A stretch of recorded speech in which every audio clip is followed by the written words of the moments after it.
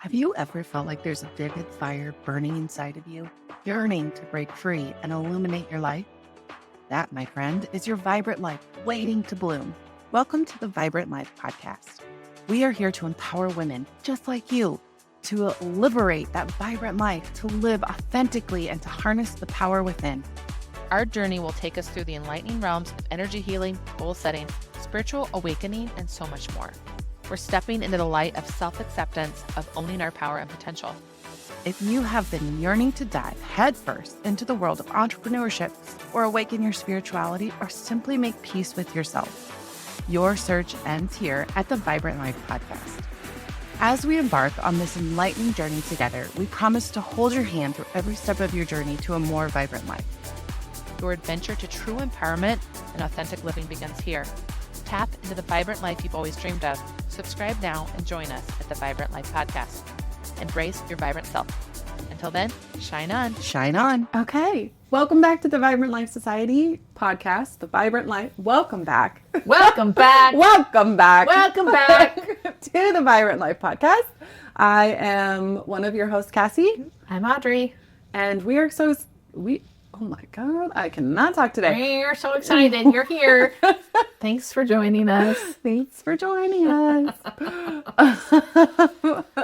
We decided that the last few episodes we've kind of had outlined out on things we wanted to talk about. And today we decided we're going to riff. We'll see. We're just going to see what happens. We're going to throw it out there. So something I have kind of wanted to talk about since we started the podcast was law of attraction and manifesting. Yeah.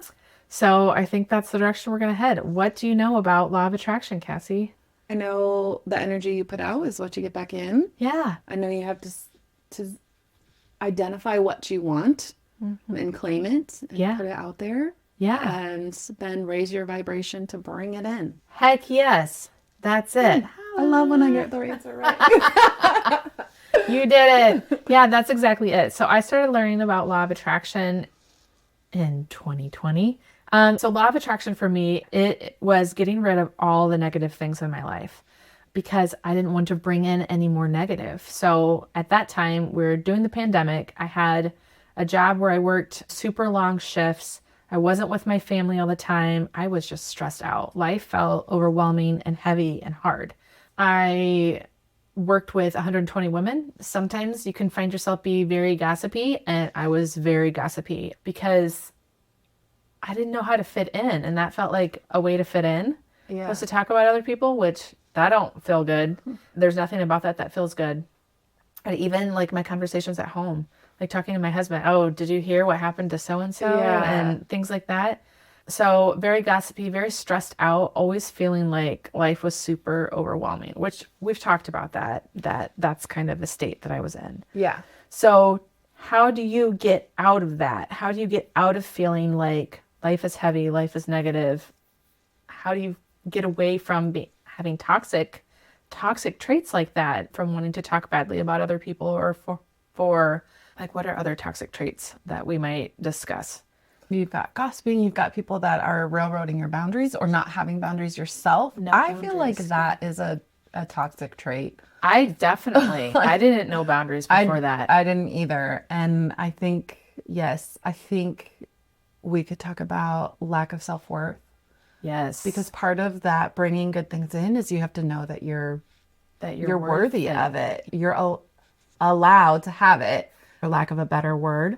And yeah, I think that was a big one for me. I think we should also talk about letting go. Because as we talked about in the last episode, everything is a task for me. And so it's very hard for me to understand what people mean when they say, I just flow. I just go. You got to just let go. And I'm like, if I let go, I will literally fall apart as a human being.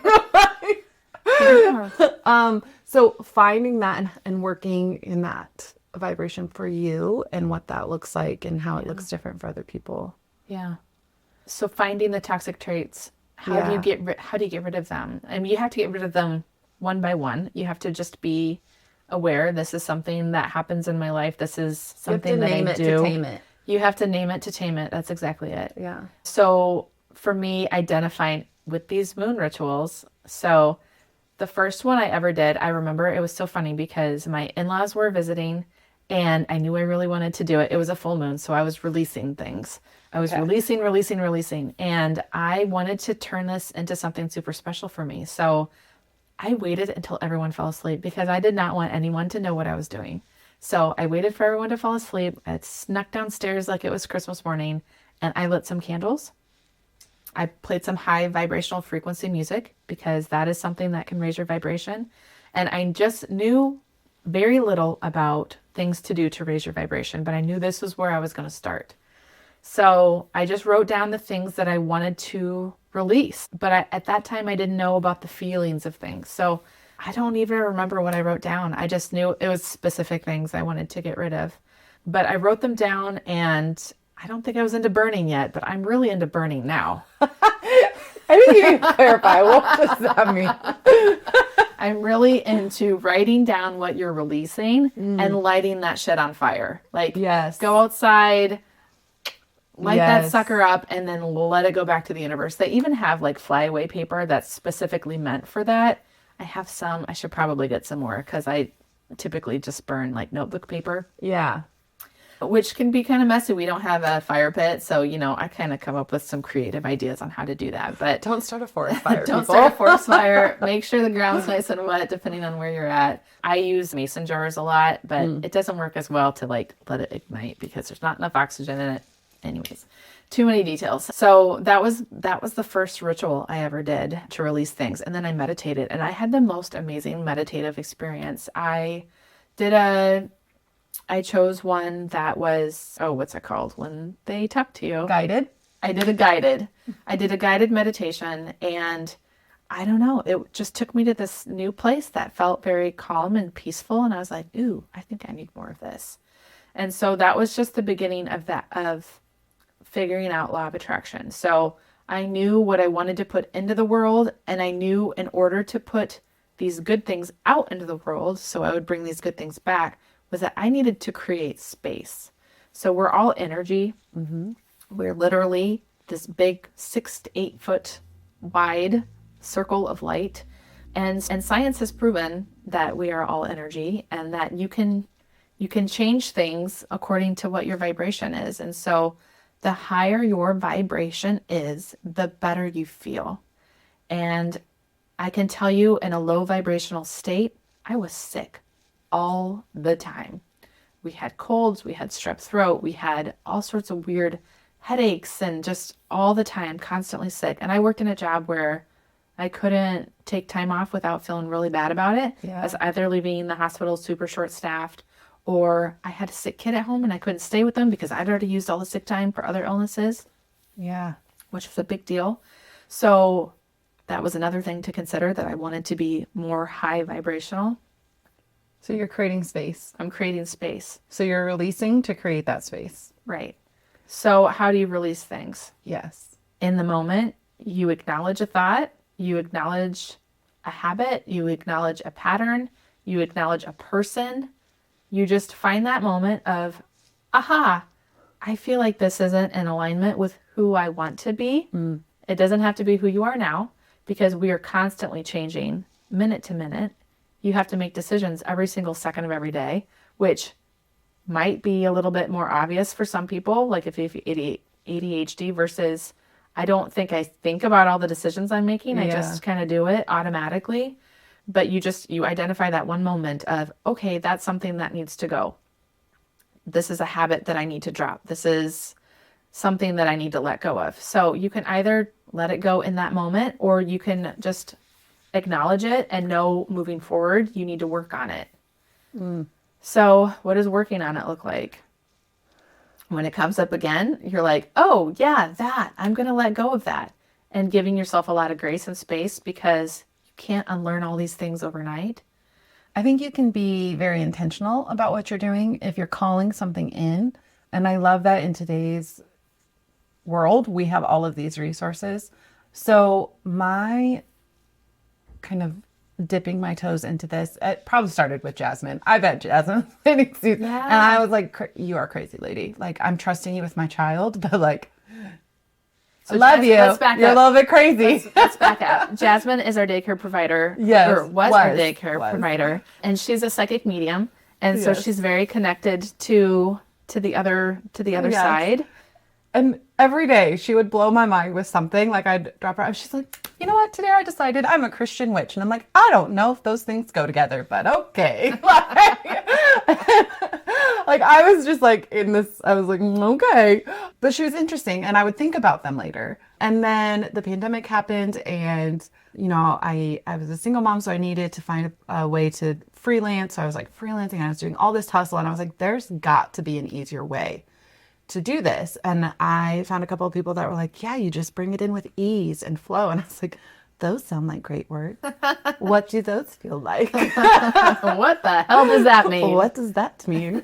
Because as we talked about in the last episode, my brain's constantly going. It's so easy to fall into hustle, to just a state of hustle if you're constantly having to decide things. So, and that's, you know, I was trying to control everything and it still wasn't working because I was like, I've got to do all these things. I've got my structured routines. I've got all of this work I've got to do. I've got all these things I've got to learn. I'm trying to be the best mom I can be. I was just trying to do too much and none of it felt like it was really working. So I was like, okay, there's got to be something else. And so that's kind of when I started looking into meditations, more into self-care. I actually kind of really got into it once I saw my therapist actually recommended this practice called body talk. And it's all about the practitioners tapping in intuitively and pulling in the stuck emotions within your body and your energy. And she actually pulls them out. Okay. And that, I mean, I was like, ooh, okay, I don't know. And then it worked. I mean, I guess I had kind of dabbled in some of these releasing techniques. I wasn't doing it as a way of like manifesting. I don't think I really knew. I wouldn't have tied it to this in the end, but like, you know, during my divorce and trying to forgive and things like this, I had gone out and I had screamed at the sky and I had burned the letters and all the things. So I was doing some of that without attaching, I think, the words that we're using today. Yeah. But then going into body talk. And so it really started out as kind of a self-care thing for me. And then as I got more into it, it was like, oh, I'm powerful. That's some cool shit. Yeah, it is. It's magical. Yes. And and for me, growing up I mean, we've talked about this. We both grew up in a Christian background, but like, I feel like so much of my resistance was born out of the fear of like, I'm not allowed to do that because that's weird and different and it's not like God-centered. And then I was watching this documentary with my daughter. She wants to be a zoo vet when she grows up. So we watch animal documentaries all the time. And I was watching this one and it was about monarch butterfly migrations. And this shit blew my mind. It's so cool. So if you don't know, monarch butterflies, it takes them 3 generations to get up to Canada. And then there's a super generation that flies back down to Mexico where they winter.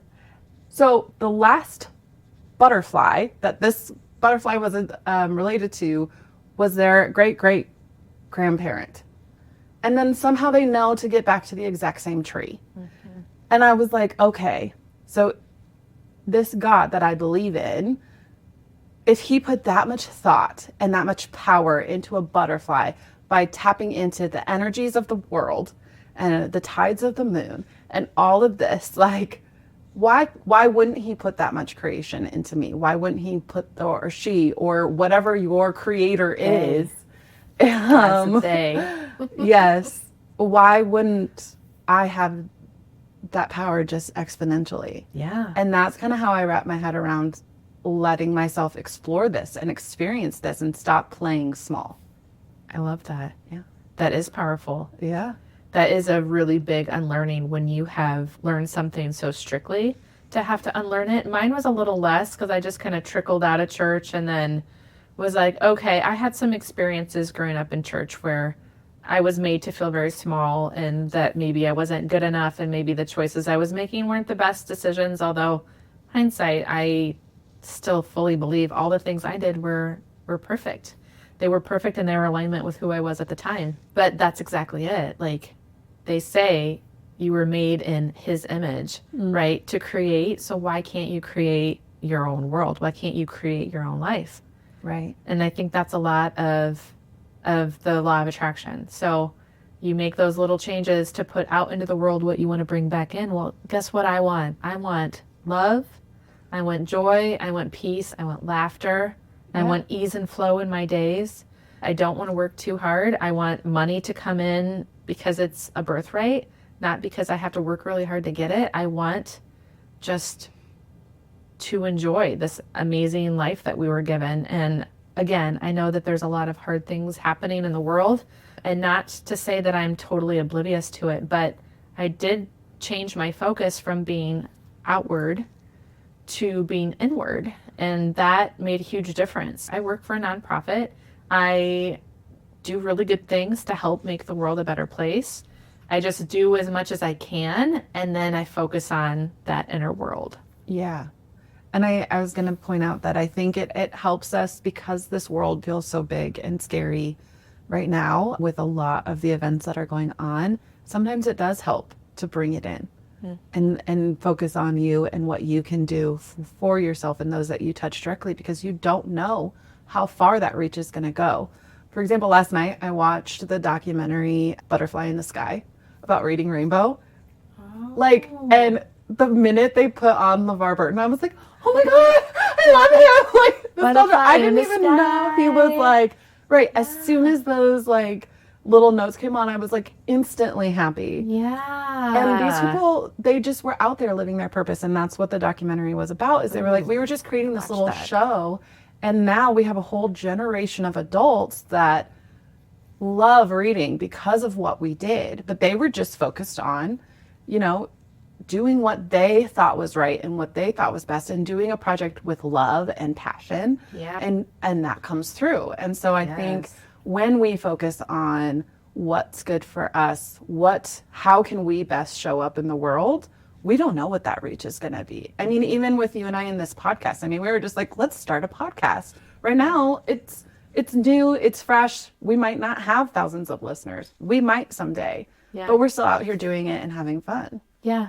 It's something that spoke to us. Yeah. Really big calling. It felt like that we had changed our lives so dramatically that we wanted to give other people the options to do the same. And then what does that reach do? And so if my vibration is higher and your vibration is higher, and we come together, and then together our vibration multiplies, it spreads, and it's contagious. And I really think that's the only way we're going to change the world for the better. Yeah. Is we get enough people focusing on love, joy, peace. Those are, if you're a Christian background, those are the fruits of the Spirit. Yeah. Why wouldn't you want those things? Yeah. And why don't we chase those? Spending our energy on putting the good out and calling the good in, instead of judging and fighting and putting everything down. Yeah. Yeah. I love it. Is there anything else we need to touch on for law of attraction? So if someone wanted to start today, if they were I don't know what this gobbledygook you're talking about is. What's that first step? For me, I think it was a guided meditation. Again, my brain never shuts off, if you can tell by how fast I talk. Yeah. Guided meditation was good. And it was just a calming one. I did a sleep meditation actually a lot when I was going through some rough periods. I would just have a sleep guided meditation. So I love Insight Timer. It has lots of great meditation. Emma Mumford, I'm going to talk about her again, has some subliminals I just got into. And there's a couple on release to flow. There's some alignment ones. So I've been listening to those at bedtime. We put on our babbling creek noise, and then I play those subliminals, and they play for an hour and 11 minutes. So it's 111 is the number of time, which is an angel number, which is just significant to me. It just feels very spiritual and very good and loving. So I listen to that while I go to sleep. So your subconscious will do some work for you. You don't necessarily have to do all the things. You can let your subconscious do some of it. But I think that's a great place to start with a meditation. And people think meditation looks like sit down and be quiet. We've talked about that too. It's not necessarily sitting down and be quiet. It's just getting in touch with your breath, getting in touch with nature, being present, blocking everything else out for just a little bit. So if you do that better walking, if you do it better driving, sometimes it's scary driving because then you end up somewhere and you're like, how did I get here? But it happens. So I think that's a really good place to start. I have the Core Ball. It's a meditation ball. It connects to my phone with an app. I like it because it vibrates based on the breath training that they're having you do or the meditation that they're having you do. And for me, it helps me get present and quiet my brain because I'm focusing on this. Oh. And I'm not just like, okay, I'm breathing and and then the thought pops in, and then the thought pops in, and then the thought pops in. And then it's just like I'm focusing on this. So for my brain type, having that tool is really helpful. And they have really short ones. They have long ones. I personally I would start with shorter ones or the subliminal ones. Yeah. So Headspace has a Netflix series where they will teach you how to meditate. In fact, my husband is just learning how to meditate with me, and that we started with that. And now every morning he can do a 25-minute one with me. So we're still kind of quiet. We do have a particular one we like. It starts with a little Reiki. You get in touch with your breath, and then they take you to this imaginary place. And I have this beautiful piece of land that I like to go to every morning. I've just envisioned it. This is my special place. And I go there, and then you just have some time to kind of do whatever. You can doze back off if you need to. You can tap into your spirit guides if you want to. What does that look like? I don't know. Just sit and be quiet and say, hey, is anyone out there? You might hear something. You might hear something and it might surprise you. Yeah. On that Core app that I use, they have meditations that you do as a family and then ones for you and your kids. And bonus, they're narrated by Chris Hemsworth. Oh, nice. I love that. So that's always fun. It's like this, the like going to sleep one. It like starts out with like this growly voice, and I'm like, oh yes, please. Okay, fine, I'll go to sleep. I mean, why not? Why not go to sleep dreaming of that nice voice? Yes, and so my daughter actually really likes those. Yeah, So I love that. Yeah, my kids use the Insight Timer. There's some kid ones on there too. There's like some bedtime stories and just to kind of help them reset at the end of their day, kind of clear out. I think those are great places to start. Another good place is honestly us. Just reach out. This is what we're here doing. So if you'd like any guidance, or you're like, hey, this is what I got going on, where do I start? Like, we'd love to sit down and do those things with you too. Yeah. I also am doing tarot and oracle card readings. So if you're even just looking for some guidance from your higher self and you'd like a little bit more direction, we could do something like that too. And Cassie, with all your stuff, with your routines and stuff, we could incorporate some spiritual routines. Yeah, some rituals and things like that. So reach out if you have any questions. We'd love to help guide you in any way we can or get you started on your own path. Otherwise, please like, share, follow the podcast. Again, we're just starting to get this off the ground. So we appreciate you listening and being here, and we'll see you next time. See you next time. Thank you for tuning into the Vibrant Life podcast. We hope today's episode has energized and inspired you to live your best life. If you enjoyed what you heard, be sure to subscribe to our podcast on your favorite platform so as to never miss an episode. And please take a moment to leave us a review. Your feedback fuels our mission to bring you more valuable content. Remember, your journey to Vibrant Life is ongoing. Stay connected with us on social media at Vibrant Life Society for daily tips, motivation, and community support.